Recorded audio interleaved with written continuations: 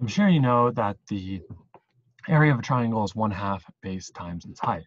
But how can we use calculus to figure this out? Well, calculus is all about adding up things that are changing. And so what we're going to add up is a bunch of infinitesimally small rectangles I'm just depicting as lines that have changing widths over time. And if we add all those up, that should give us the area of the rectangle. And so I'm going to define an axis system here. Just to get started, I'm actually going to call this y and this x. It'll just be easiest in terms of nomenclature. And the bottom here of my x coordinate, I'm going to call 0. That's where the base of the triangle is. And the top of the x coordinate, I'm going to call h. And so if I look at one of these rectangles, it's going to have a certain width that is changing. And I'm going to call that width y, and it's going to have a certain height, and I'm going to use a differential because it's infinitesimally small, so I'm calling it dx high. And so using calculus then, the area of the triangle is going to be adding up all these rectangles, and we're going from 0 to x, 0 to h, right, along our x coordinate. We're adding up along this x coordinate from 0 to h, and the area of one of those lines is just y times dx, right? Length times width. So we're going to sum up all of those y dx areas like that. Now what I need to know is I need to get my variables straight here. I have a y and an x. I want to figure out how this y is changing, how this width of each rectangle is changing as I'm moving up in my x coordinate. And so you can see that as a linear function. It's basically a line on either side of the triangle. And so that width, y, is changing like a line is changing. So we know the formula of a line is y equals mx plus b, where this b is the intercept, not the base of the triangle. And first what we're going to have to do is figure out our 2 points. So we have 2 pieces of information here. We know that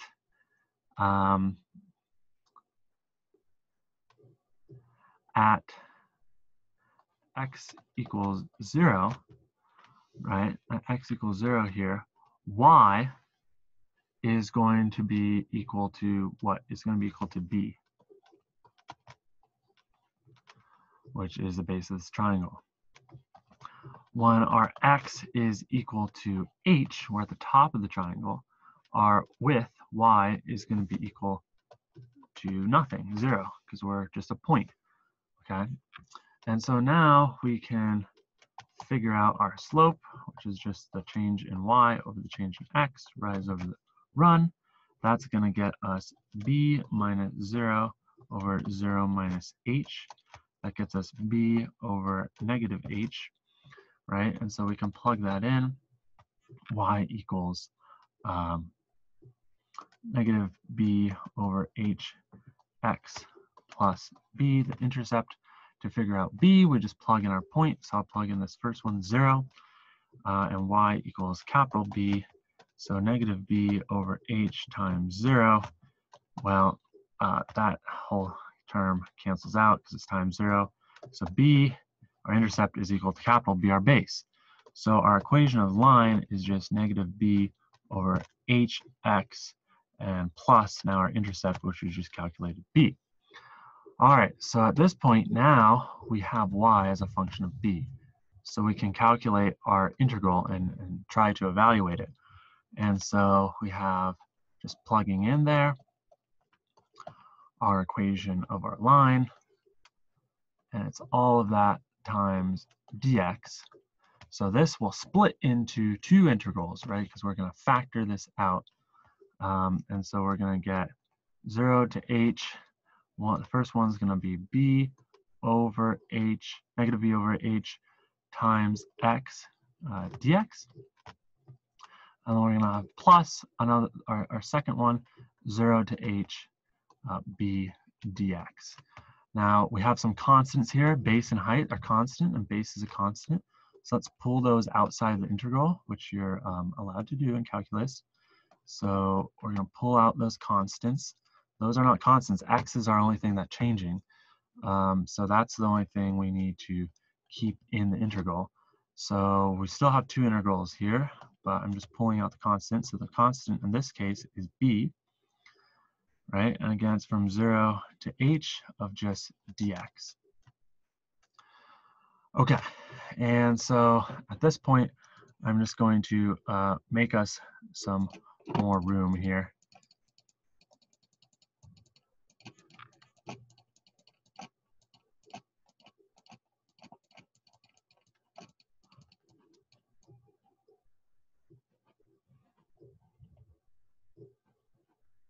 Okay, and so we just have to evaluate the integrals at this point. And so what do we have? We have two integrals. The first one, b over as our constant from 0 to h.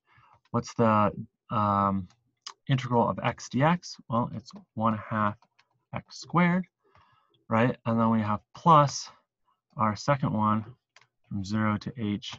Integral of dx is just x. So now we can actually plug these in, and we're going to get negative b over h times 1/2 h squared minus 1/2 0 squared. That term goes away, of course, because there's a 0, and plus b times h minus 0. Again, minus 0 goes away. And so we're left with negative b over h times 1/2 h squared plus b times h.